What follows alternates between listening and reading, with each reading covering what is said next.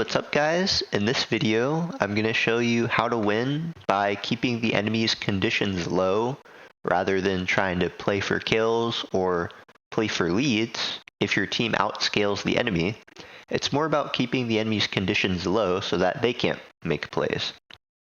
So this game, we probably don't have to watch all of it because I assume by like the 20-minute mark, the game will have been decided already. But you guys can see how when I lock in a scaling character, play to just keep the enemy's conditions low so that they can't make plays to, accelerate their lead, I guess you could say. Because obviously in this game, if you're Ignite Zac mid, you don't really want to AFK Varm versus Veigar. I'm picking Veigar like for fun. He's not the ideal champion, but he's still very good. I think this is the game that gets me to Challenger. Like I win this and get Challenger. So, he's good enough to function.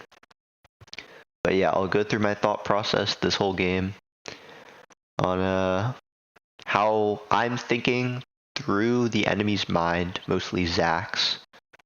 I just want to know what he's trying to do, and basically, like I said a bunch of times already, I want to keep his conditions low, which basically means he wants to apply pressure to me.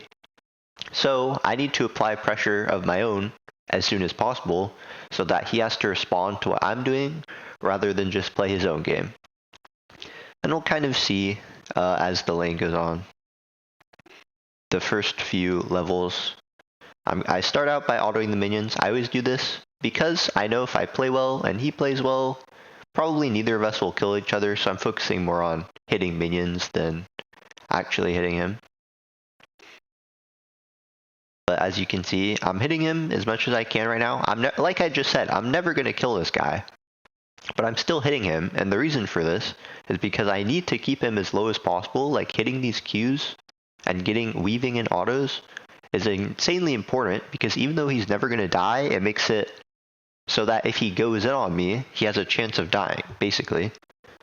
And since I don't want him to go in on me and kill me, I have to, burn his conditions, which in this situation is his health bar. I don't want him to have zero risk of making plays. So you can just see I'm trying to do as much damage as possible, and then obviously I'm trying to take as little damage as possible.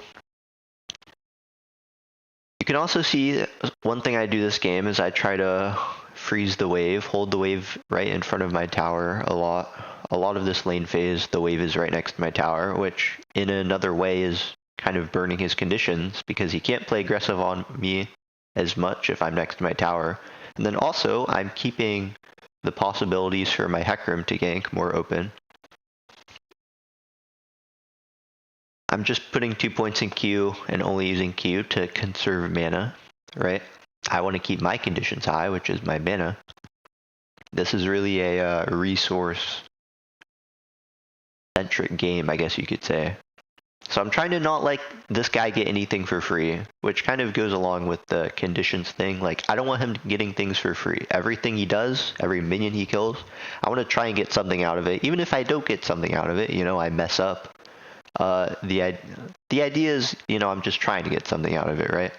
Like, that's the game plan. You want to have a good game plan in these types of games, in every type of game. And in this type of game, it's keep the enemy's conditions low so you're under less threat and you can outscale.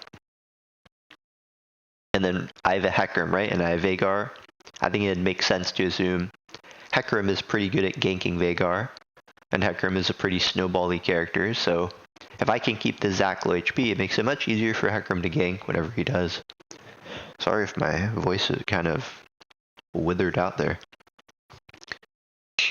But yeah, see here, right now I'm full HP with a potion and 2 biscuits. I don't really care about him losing HP. He messes up really bad by doing this because he's burning his conditions, right? Like he wants his HP bar, so if a fight happens, he's as strong as possible. I think there is a fight around level 6 and he gets punished by it. By not keeping his conditions high, basically. Actually, no, I do make a mistake this game, and you'll see. See, this guy goes in, This seems troll, but it's because his team is here, right? He's just trying to push the wave. It's just like he's doing his thing. He does miss the cannon though, and I use my E, you know, I'm out of mana, but... So now this guy has no teleport, right? I know he kind of has to go in. Like, he's not going to recall, basically. So I'm playing like he's not going to recall. Maybe he does, though. Yeah, no, he doesn't. I remember. And then I think he, like, greets here, so I Q flash in, and it's troll. His team is just all here. When I see he stayed, I can actually go back to this. When I see he stayed, he has no teleport, right? So, sorry, I went back a bit too far. As soon as I see he didn't recall, he has no teleport, right? Like, he's either going to recall or die. I don't need a Q flash. I can just walk up and try and Q. I get a bit too antsy. Because in my head, I'm like, oh, he thinks I backed up. So I'm like outsmarting him here. But I don't know why he would like not consider me doing that. So that was just a bit foolish and antsy on my part. Then I respawn to be back. You'll see again, I'm reporting karma for being annoying.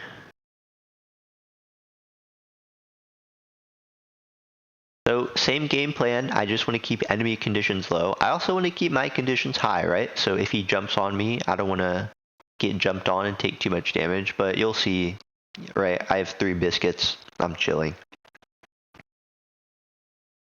He is holding the wave, but like I said, I outscale. The important thing is having a game plan in these types of games. My game plan is to just, you know, scale freely. I don't need to kill this guy. This guy's at, like, in all the pressure, right? See, he just ease in there like raw. It's because he wins, like, I can't out-trade him. So every trade he does is potentially winning. And then here, it's really important I WQ those minions because my E cooldown is lower than his, no, longer than his. So if he jumps in and I cage, then that means he can jump in before my cage is back up. I want to get something done while before his E comes back up. I want to hit the wave. Then I walk bot there. That's just what you should do as a mid laner. If something happens, you should walk there.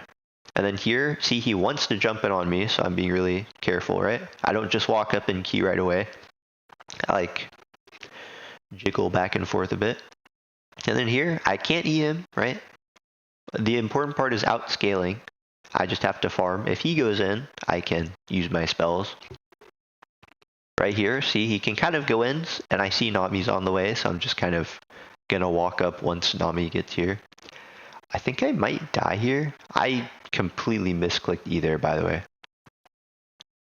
Yeah, no, I'm fine. I was thinking maybe Nami left and then Karma came, but Nami's still here, it's chill. But yeah, see, this guy's really pressured, right? He's getting very low. If he takes any more damage, it's very bad for him. And again, I make a mistake. I really rushed this fight. You could argue that I could have just hit that Q. But yeah, I just got antsy again. Like, I was in the winning position there, right? I just got antsy. They still burned their, you know, Zach burned Ignite ult. It's not the worst thing, but obviously I should never die. I just walk back and get a kill in return for the grubs. I should get 2 kills. But that doesn't change the game dynamic. I'm still playing the scale here. The Zach is the one that needs to do things. It's always just important to have a game plan, right? Fix wave, take the grub, and now we're back to the same thing. So, Zach doesn't want to AFK farm with me, right? Yeah, I was about to say. He's probably just standing behind a wall ready to E. I know that. I'm just getting ready to react to that. And then even the smallest lead makes a big deal because we outscale, so I just flash to kill the Zach. And if he dies too, it's lucky. She probably didn't need to die. And then the game's kind of being torn open, and it's all because Zach couldn't really, you know, activate his strength in the first levels because I didn't, you know, I pressured him as much as I can. This is how you kind of play all mages, by the way. you just want to keep the enemy's conditions low so that when they do spike, for example, an assassin hitting level 6, or even an assassin like hitting level 3 and all-inning you, it depends on the character, right? A Kiana hitting level 3 and dashing in, a Zac hitting a level up before you do, and then just flashing in with Ignite. It all depends on the character, right? But you want to keep their conditions low so you can keep the game state controlled. Right here, you know, Zac can't kill me, but I want to wait until I see their jungler. When I keep playing controlled, it's important I hit this wave, because the faster this wave dies, the sooner Zac has to show himself, right? And now Zac is there, he can't kill me because he's just on vision. And I am to the play first, because kill the wave first. This isn't really the focus of this video, but if you kill the wave first, you can go to the play first, so then you win. I mess up my cage here, and then also Hecarim kind of sends it. Fine though. But yeah, I mean, you can probably tell the game is pretty much over. Our team just outscales. I mess up here. Unlucky. I didn't think they could kill me, but they could, unfortunately. And yeah, that's pretty much it. I think the important part of the game was shown.